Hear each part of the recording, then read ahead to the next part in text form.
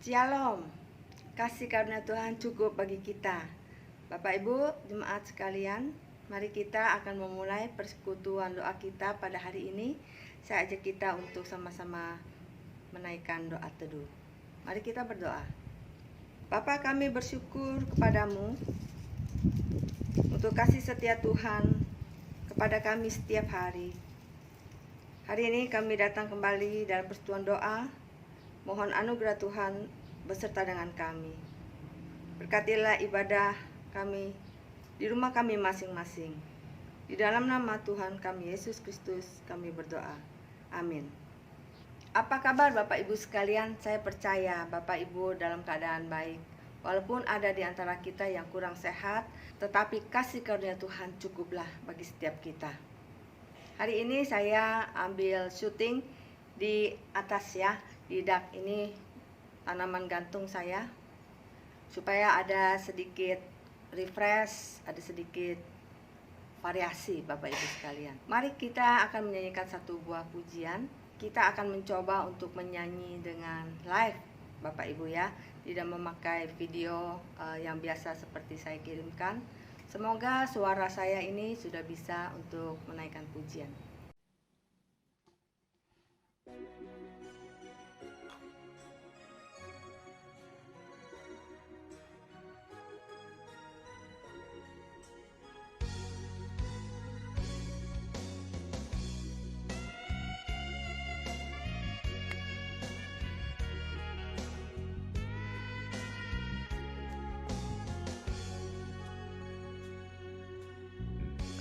Di tengah ombak dan arus pencobaan,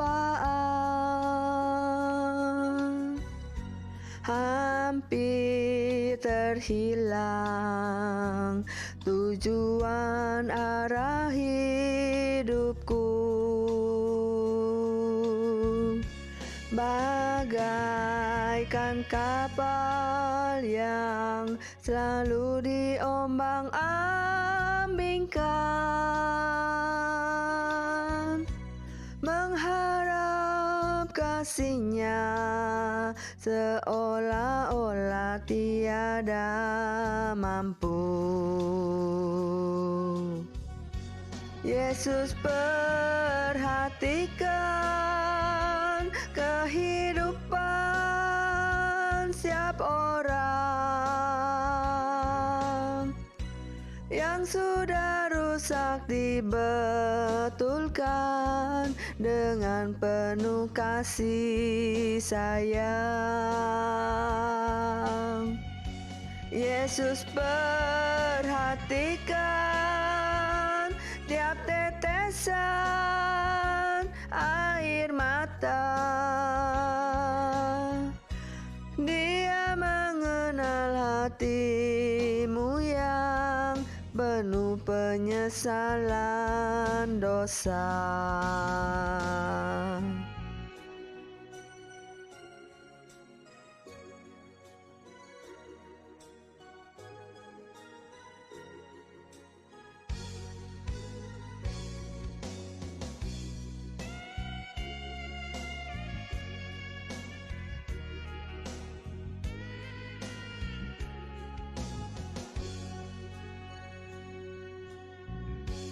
Di tengah ombak dan arus pencobaan,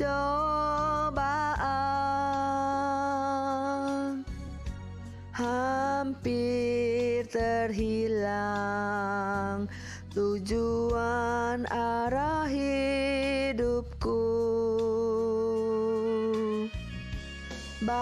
Bagaikan kapal yang selalu diombang-ambingkan, mengharap kasih-Nya seolah-olah tiada mampu. Yesus, perhatikan kehidupan setiap orang yang sudah sudah rusak dibetulkan dengan penuh kasih sayang. Yesus perhatikan tiap tetesan air mata. Dia mengenal hatimu yang penuh penyesalan dosa. Yesus perhatikan kehidupan setiap orang yang sudah rusak dibetulkan dengan penuh kasih sayang. Yesus perhatikan tiap tetesan air mata. Dia mengenal hatimu yang penuh penyesalan dosa.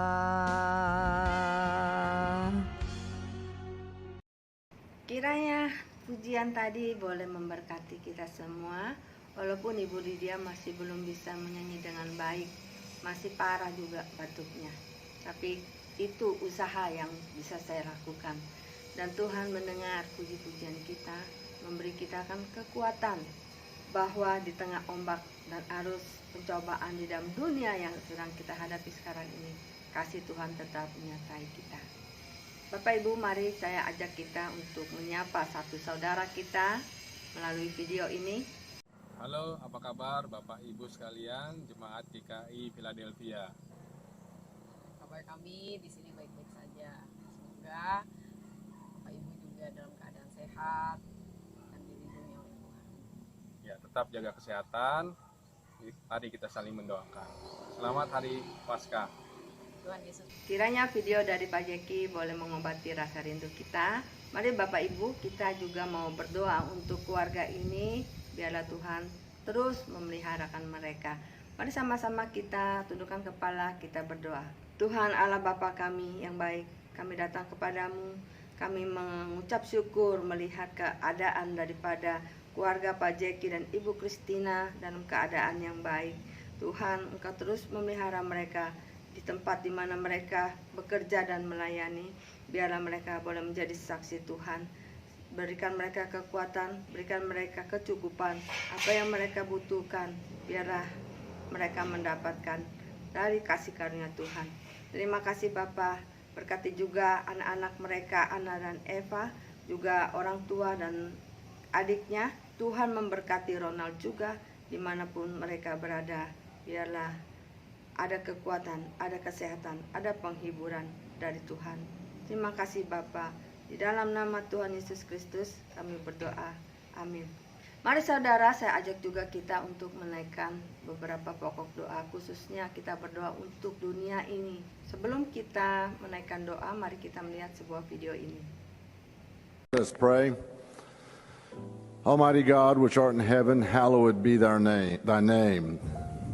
Lord, thy kingdom come, thy will be done on earth, here in the halls of Congress, in our nation's capital. Lord, may your will be done. Father, you said if we would confess our sins one to another, you're faithful and just to forgive us and cleanse us from all unrighteousness. And Lord, you also said that you would heal from heaven and hear from heaven and heal our land. Lord, I'm confessing but just several of the sins our nation has been so emboldened to embark upon. Father, you say in your word that your word, the man who meditates on your word is like a mighty oak tree. Blessed is he if he meditates on it daily. But Lord, we have endeavored to try to kick your word out of public schools. Father, we have endeavored to take the Bible out of classrooms, the 10 Commandments off the walls. Oh Lord, forgive us. Father, we think we're so smart. We've replaced your word and your precepts with drug-sniffing dogs. with metal detectors, with uniformed police officers in our schools. Oh, Lord, forgive us. Father, we've trampled on your institution, holy institution of holy matrimony, and tried to rewrite what it is, and we've called it an alternate lifestyle. Father, oh, Father, please forgive us. Lord, we have gone to killing the most innocent amongst us. Your servant Moses warned in Deuteronomy 30:19 for us to choose life so that we and all our descendants might live. Father, we're killing our descendants, and we're calling it a choice. Oh, God in heaven, forgive us, please. Lord, we've even disregarded the wisdom of Solomon. Lord, the wisdom of the Proverbs, where you say the slave the borrower will be slave to the lender. $20 trillion in debt, nations have to be laughing at us. Father, Abraham Lincoln said that we have forgotten to pray to the one that made us. Lord, forgive our sins. Father, help us. Help us to get back on your precepts, on your path, to a true understanding of blessed is the nation whose God is the Lord. Lord, let that please be us. Don't remove your hand of protection from us, Father, please. Lord, forgive us our manifold sins. In your great mercy, bring us back to you. Father, I beg of you. I plead with you. Demikianlah keadaan di dalam dunia saat ini. Resesi yang terjadi sehingga negara adik kuasa pun merasakan bahwa mereka perlu pertolongan Tuhan. Biarlah kita juga terus berdoa untuk bangsa dan negara kita. Mari kita berdoa. Benarlah apa yang disampaikan di dalam doa Konsulat Amerika tersebut, Tuhan. Bangsa yang adalah Tuhan menjadi Tuhannya, itulah bangsa yang diberkati oleh Tuhan. Begitulah firman Tuhan mengatakan. Kami berdoa, Tuhan, bukan hanya untuk Amerika, tetapi untuk negara-negara lain, negara-negara di Eropa, di Amerika yang telah membuang Tuhan dari negara mereka. Sekarang mereka mengalami kesusahan yang besar. Sebab itu kami mau berdoa, biarlah krisis yang terjadi saat ini itu membawa orang-orang kembali kepada Tuhan, mengakui bahwa mereka telah berdosa kepada Tuhan. Berkatilah ya Bapa, negara kami juga yang seringkali menganiaya anak-anak Tuhan. Biarlah negara kami ini juga ya Bapa diampuni dosanya dan diberikan berkat oleh Tuhan. Pakai anak-anak Tuhan menjadi saluran berkat bagi bangsa kami. Di dalam nama Tuhan Yesus Kristus kami berdoa. Amin. Saudara sekalian, mari kita juga berdoa untuk saudara-saudara kita yang sakit, yang lemah tubuh. Terus dukung saya di dalam doa. Suara saya mungkin beberapa hari ini akan menghilang, tapi biarlah Tuhan menolong. Bapak Ibu, kita berdoa juga untuk Jenis yang sedang dirawat di rumah sakit karena demam berdarah. Kiranya Tuhan menolong dia, trombositnya bisa naik dan bisa normal kembali. Berdoa juga untuk papa mama saya, mereka berdua sakit tapi tidak bisa pergi ke rumah sakit. Kemarin sudah pergi ke rumah sakit tetapi ditolak Bapak Ibu sekalian ya, karena keadaannya sangat sulit saat ini. Kalau mau dirawat itu harus masuk dalam perawatan yang tanpa BPJS dan dikatakan biayanya bisa sekitar 500 juta lebih. Nah, Tuhan kiranya menolong. Bapak Ibu, mari kita dukung dalam doa. Mari kita berdoa. Bapa, kami datang kepadamu Tuhan, mohon belas kasihan Tuhan untuk kami sekalian, tubuh kami yang lemah ini. Mungkin beberapa jemaat Tuhan ada di dalam keadaan yang demikian, tetapi Tuhan Engkau tahu satu persatu. Biarlah Tuhan datang menjamah dan Tuhan memulihkan. Kami berdoa untuk Jenis yang masih dirawat di rumah sakit. Biarlah Tuhan juga menolong dia, trombositnya bisa berangsur pulih kembali menjadi normal dan dia boleh kembali sehat. Tuhan menolong untuk papa mama dan juga Ivon di rumah, sehingga mereka boleh sehat-sehat selalu. Kami berdoa Tuhan menolong hamba-Mu ini, berikan pemulihan sehingga tidak menghalangi untuk melayani Tuhan. Terima kasih Bapa, di dalam nama Tuhan Yesus Kristus kami berdoa. Amin. Sebentar kita juga akan melihat satu kiriman video dari sahabat kita. Mari kita saksikan Bapak Ibu sekalian. Halo, selamat malam. Shalom. Halo. Halo. Halo, selamat malam. Oke, terima kasih semuanya. Malam ini kita bersyukur karena abang kami di sini merayakan ulang tahun yang ke-50. Kiranya saudara kita dan keluarga semua dalam keadaan sehat-sehat dan senantiasa mendapat berkat dari Tuhan kita Yesus Kristus. Shalom semua. Ya Bapak Ibu, lama sekali kita tidak jumpa dengan keluarga Pak Dalili. Beberapa hari yang lalu Pak Dalili ulang tahun pas, umurnya 50 tahun.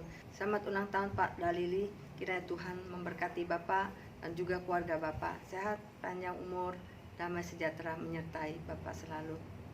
Saudara sekalian, mari sekarang kita akan mempersiapkan hati, kita akan mendengarkan firman Tuhan, kiranya Tuhan memberkati kita semua.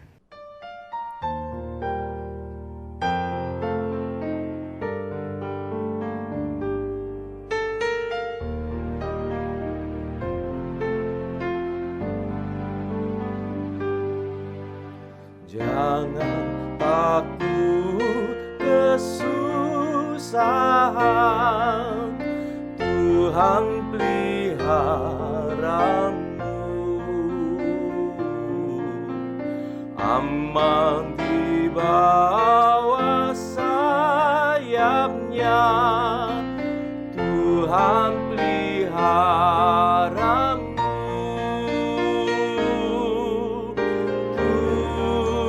Tuhan peliharamu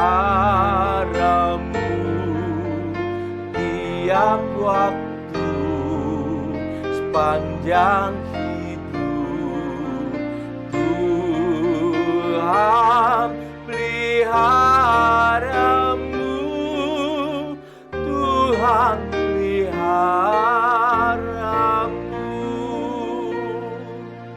Saat susah dan kecewa, Tuhan peliharamu. Bahaya datang menimpa, Tuhan peliharamu. Tuhan peliharamu tiap waktu sepanjang hidup.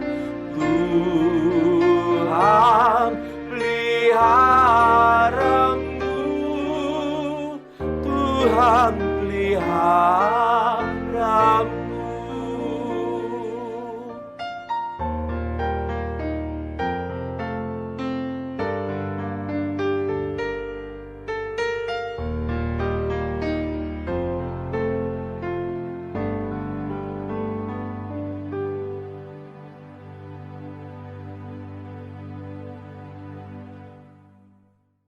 Shalom Bapak Ibu sekalian, selamat malam.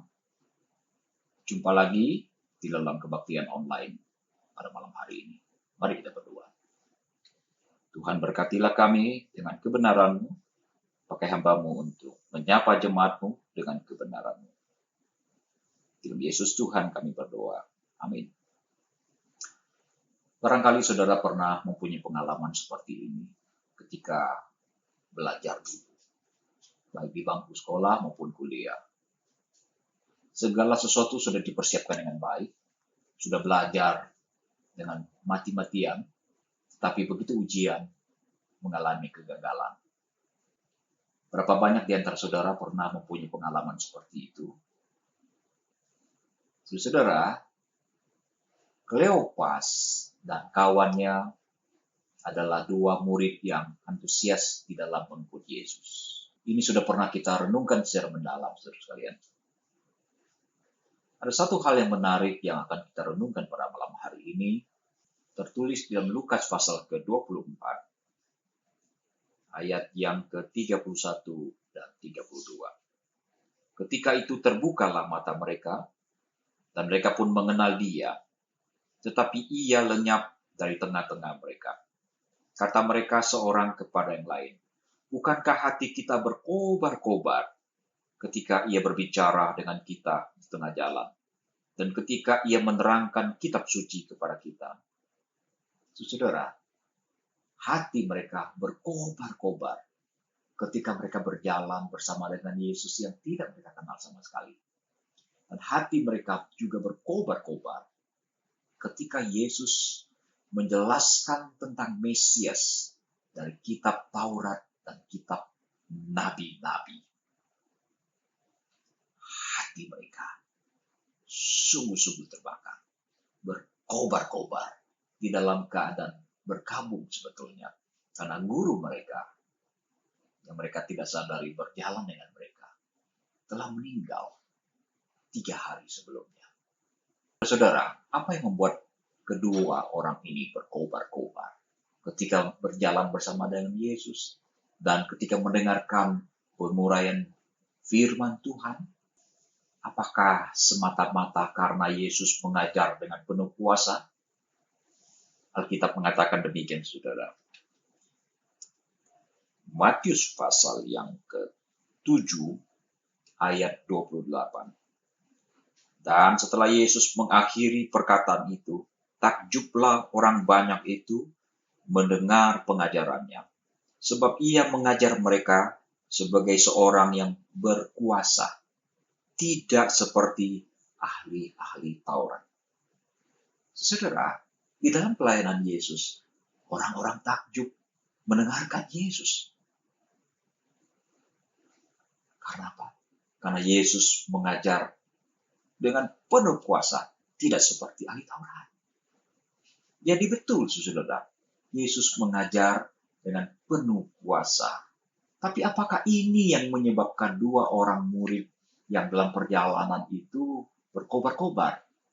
Belum tentu, karena Yesus yang penuh kuasa. Belum tentu, saudara. Apa sebabnya?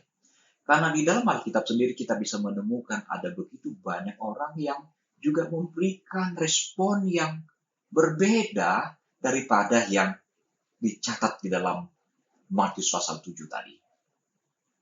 Sebagai contoh, kita bisa melihat begitu banyak orang Farisi yang sinis, sangat sinis terhadap Yesus.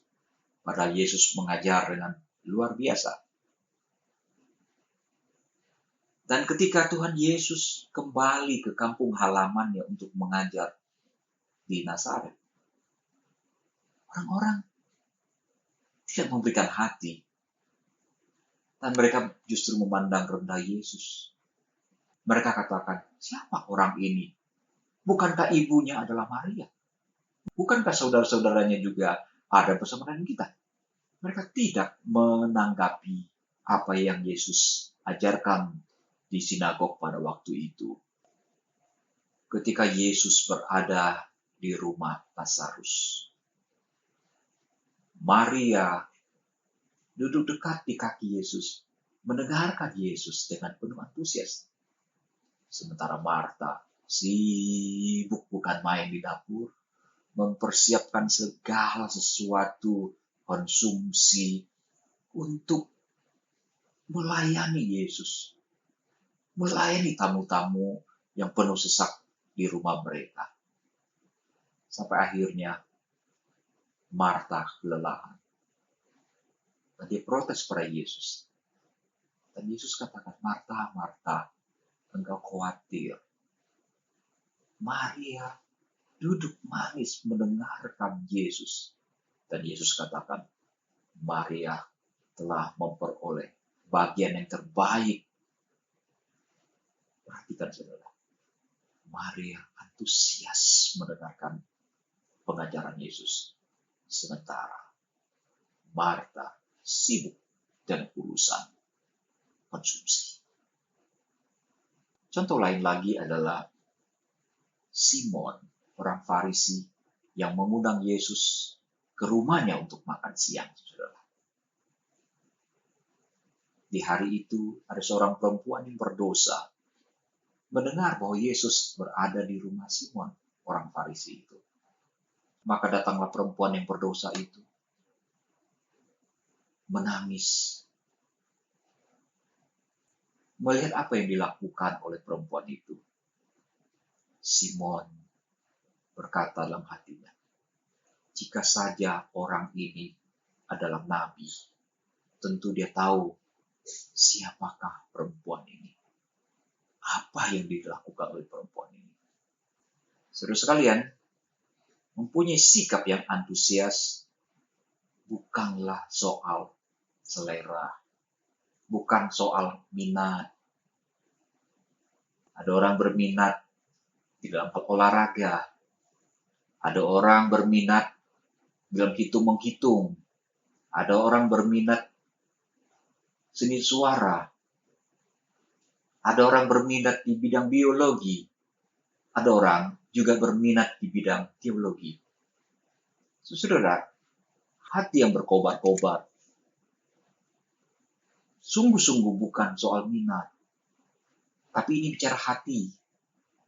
Itu hati yang rindu mendapatkan kebenaran, meraih kebenaran.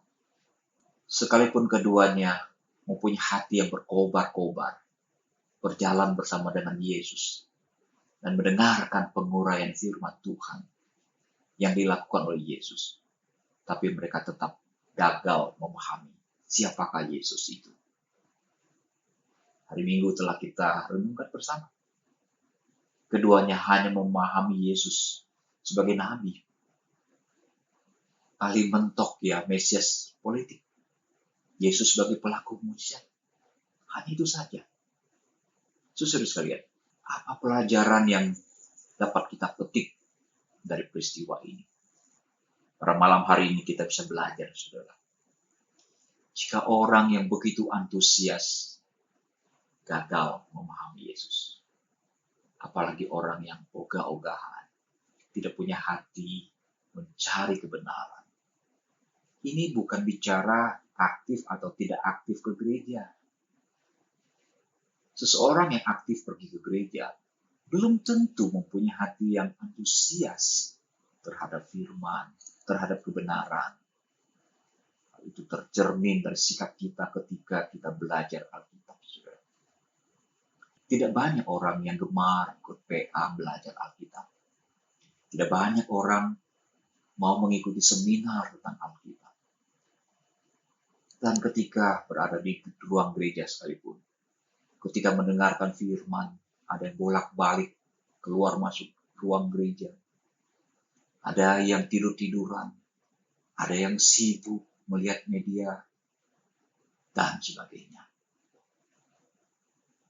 Apa yang terjadi dengan dua murid ini? Kiranya menjadi sebuah pembelajaran bagi kita.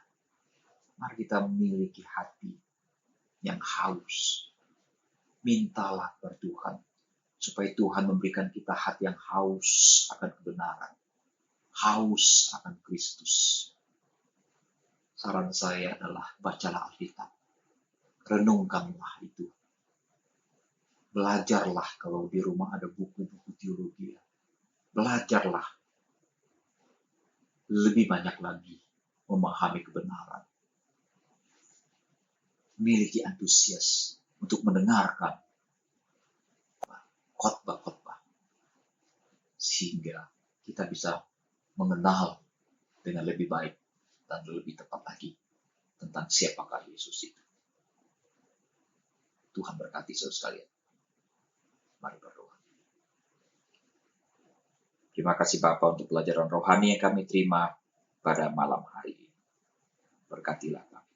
Dalam Yesus Tuhan kami berdoa. Amin.